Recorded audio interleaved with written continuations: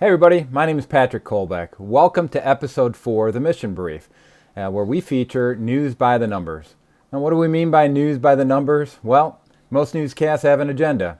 As a result, they select stories that fit the narrative of that agenda. We don't have an agenda.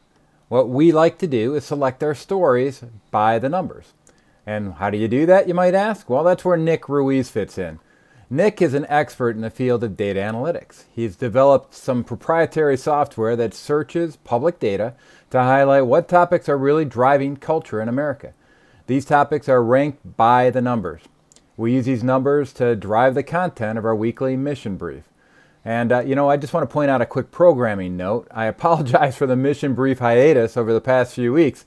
I've served as a poll challenger out in Detroit on election night. And I've been working hard to sort out the mess known as the Michigan election ever since. So as we attempt to get back into the weekly mission brief cycle, Nick, hey, help me out here. What kind of topics should we be keeping an eye on this week? Hey, Pat, we're back. Yeah, You've been pretty busy, and as you might imagine, being a data guy with everything going on with the election, I've been pretty busy too.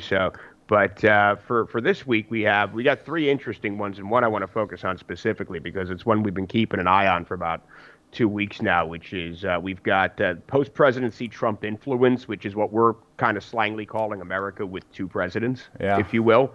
Yeah. We have election tech, which is, according to our research now, we're in the embryonic stage out in Silicon Valley, where some folks are starting to realize just how broken our election system is, and I suspect they don't have to convince you of that. No. But just how absolutely hilariously, and we say that in the most sarcastic sense, broken that our electorate system is. And then the last one is this is, I call this popular demand, and it's probably the most common question I've got, which is, quote, are we going back into lockdown for COVID v 2.0 and everything? So we've done a little data analysis on that, and fortunately we have a couple answers there. All right, good stuff. Well, let's start digging into topic number 1 here. Let's talk about that America with two presidents, shall we? Yep, and as you can see, this one pinned a 5.91 LTA on that. Yeah. And we'll be the first to say that we've actually lowballed that because we wanted. I mean, if we kept the search going that we had going, it would have been up well into the sixes. But for purposes of getting this out there, so here we are, America. I mean, at this point with the way this election has gone, and I dare say is going, you're seeing the diametrically opposed influence of a Biden presidency, which for all intents and purposes looks like it's going to be. Not there, man. I mean, it looks like it's. I mean, unless things change. I mean, Yeah. we're not locked in and invested in one way or the other. But Yep. you have Biden in the White House and presumably ex-President Trump. And one of the horrible mistakes that I think both sides are making, more so the left than the right, is that if once, let's just say Trump's term does end and he's a one-term president, that he's just going away. He's still going to be the spokesperson for ostensibly 49% of this country, right, using round numbers. His influence doesn't just go away because he's not in the White House anymore. His influence, if anything, I personally think becomes greater because he's no longer bound by the conventions of the office of the presidency. So people think he's divisive now. Wait till ex-President Trump shows up. Yeah. And that's going to continue to fuel the fires of a lot of the diametrically opposed narrative components that we've been seeing and watching now for the last 4 years with this presidency. So the idea that a former President Trump will truly be the voice and the representation of a vast majority of this country is something that we really haven't seen. Well, to play counterpoint on this, I'm going to submit that Trump as an ex-president is going to happen in 4 years after the 2020 election results are posted, because from what I've seen, there's some outright issues with election integrity, and on the order of flipping more than 140,000 votes, which is the current gap here in my home state of Michigan, but we've seen these same patterns all across the other states as well, and it kind of dovetails into topic number 2, if you want to switch into the idea of election tech, because a lot of the ways that some of those votes were shifted, the evidence points to the fact that it was done via election tech. Well, yeah, and we're seeing an interest now, at least, and some of this is evolution research, and some of this is just me, being on the ground and doing what I do with tech, and having a lot of folks in the industry that I speak with, that is out in Silicon Valley, there's starting to be a growing interest in actually fixing the electorate system. Yeah. Because They a whole new fixed it all right. well, Yeah. I mean, I know there's a healthy dose of cynicism. I'm ready that for goes purple along with fingers that. after everything that I saw.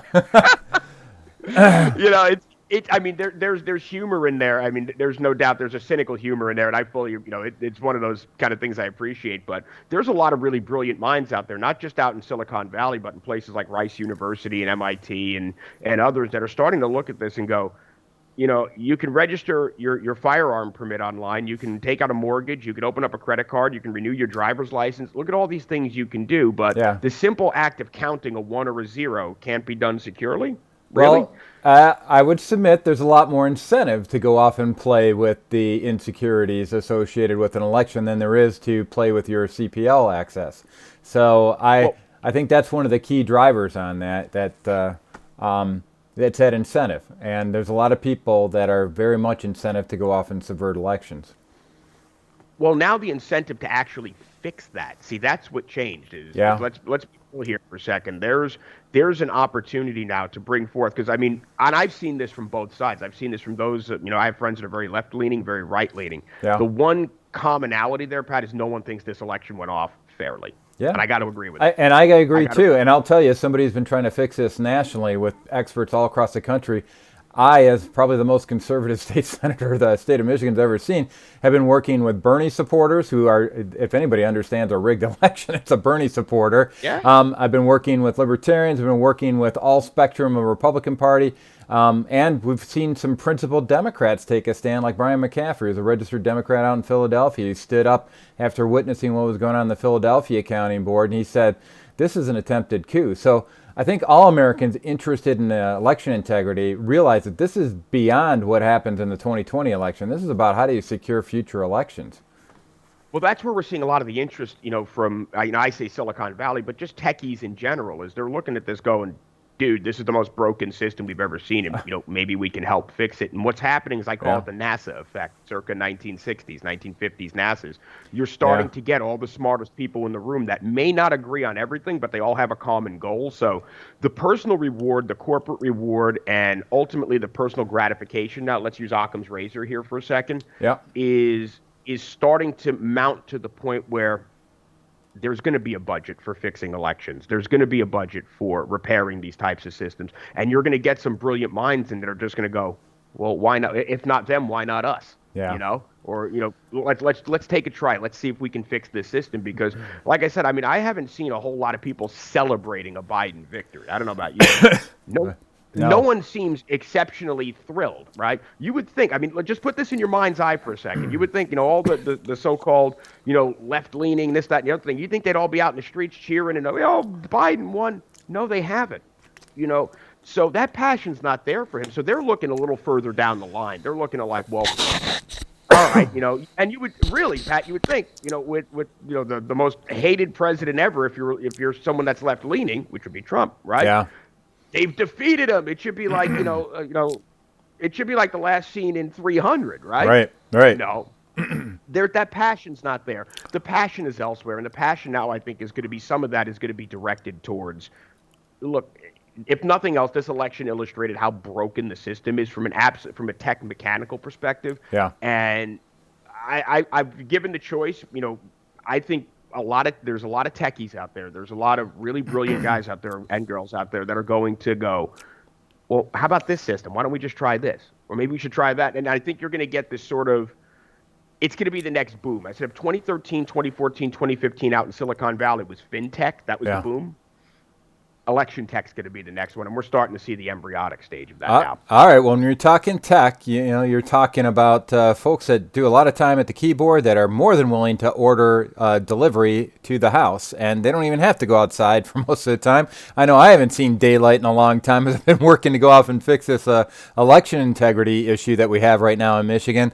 So the topic of lockdown starts coming in, and some people it's not maybe going to affect their life hardly at all, but for other folks, this is a big deal. And so maybe let's go into this lockdown 2.0 discussion a little bit. Well, I mean, I went outside once. The graphics were terrible.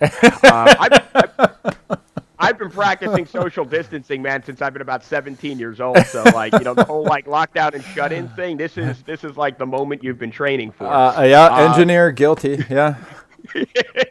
But no, at the end of so we've gotten this question just from folks that are around us.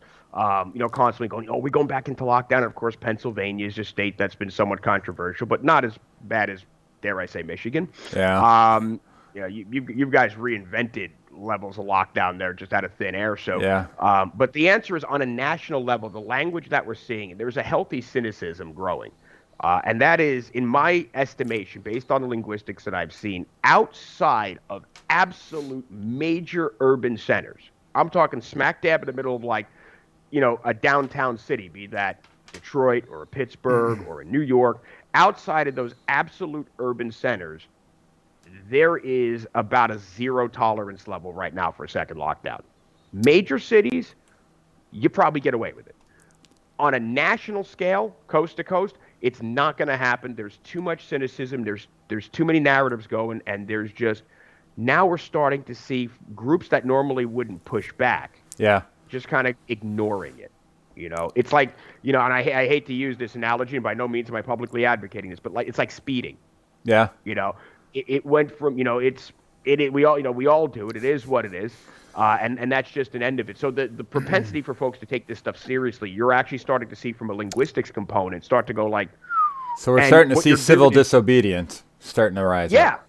Well, you're seeing layers peel away. So if you can imagine how many people were in favor of lockdowns and how many people were in favor of, the mask measures and stuff like that, the demographics are starting to fall, and it's starting to be some of those that are moderate left-leaning now are starting to roll their eyes going like, this is just going to go on forever. There's no plan and there's no end game. And there's no basis for it is what people are starting. As the data really starts coming out, they're pushing case-demic, not pandemic anymore. And Michigan, our governor, is using the public health statute that's supposed to be reserved for epidemics to go off and issue all the executive orders that were shut down by the Supreme Court. And the problem with the epidemic statute is that, according to the CDC, we haven't met the threshold for the definition of an epidemic since June 1st of this year. So it kind of doesn't pass the sniff test yet. She's still getting away with it. And that's going to be the real challenge on all this is when are people going to stand up and say, listen, the emperor has no clothes, and we're done with this. So I want to thank you again for an insightful briefing here, Nick. Every week we're going to try to do this news by the numbers for you. So unless we have another election coming up again, I can't see anything that's going to interrupt the next cycle here. So if you're interested in additional data analysis of this sort, please be sure to visit or Evolution Consulting. Election Consulting. You do election consulting, I know, but please visit evolutionconsulting.world and remember to tune in to Let's Fix Stuff every Friday to get ahead of the news cycle and get your latest mission brief. Be sure to visit letsfixstuff.org for the latest news, data, humor, and solutions. Thank you so much for watching, and be sure to check out all the content on our Let's Fix Stuff YouTube channel. This channel features videos like our Meet the Rocket Scientist series, our Rational Data-Driven Solution podcast, and a heck of a lot more. And if you'd like to support our work and get special access to what we call classified data that nobody else has access to, please consider joining our Right Stuff Club for just 16 cents a day. Thank you again, and now everybody, let's go fix some stuff.